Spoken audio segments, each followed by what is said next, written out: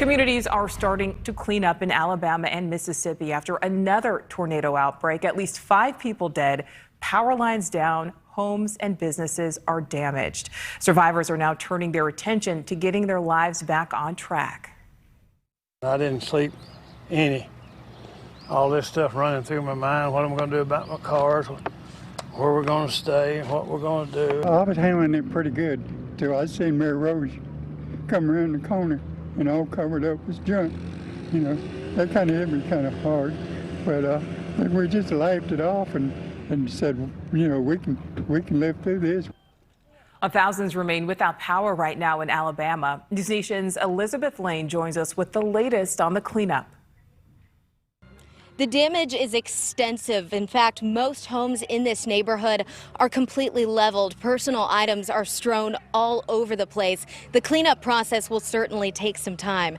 However, this cross hangs still intact inside this otherwise destroyed living room.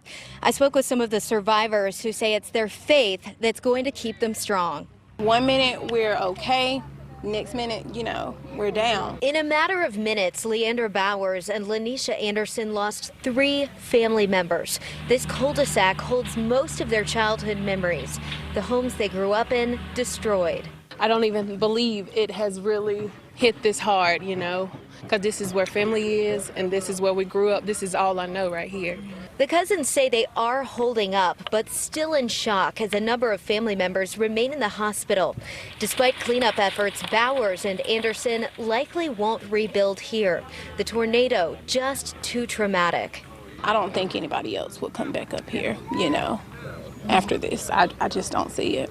Since it's still fresh to everybody, it's going to be a while before, you know, everybody be able to pick up the broken pieces here. The National Weather Service now estimating a total of 8 tornadoes hit Alabama. This particular one traveled 100 miles on the ground for more than an hour and a half. Reporting in Ohatchee, Alabama, Elizabeth Lane, NewsNation.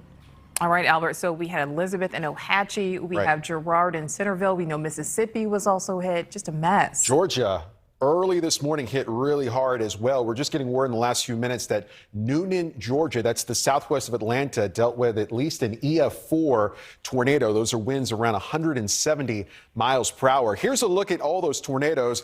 Alabama into western sections of Georgia. Here's that EF4 that we were just talking about. And these are preliminary storm reports. So there are storm surveys that are happening right now that will continue this weekend into early next week. But we know we at least have an EF3 in places like Helena to Pelham to Eagle Point, Alabama, and at least 2 EF1s and 1 EF2. 5 dead in the state of Alabama, at least 1 death associated with an EF4 there in the Noonan area of Georgia. Much quieter today. There's a couple of scattered showers and thunderstorms, southern areas of Alabama into Georgia. We had a few warnings early on today. No active warnings or watches, though, right now. That's going to change for tomorrow, at least in portions of the Mid-South. There's an area of low pressure kicking in out of the Front Range. That will be the focus of severe weather for tomorrow, late afternoon into tomorrow night.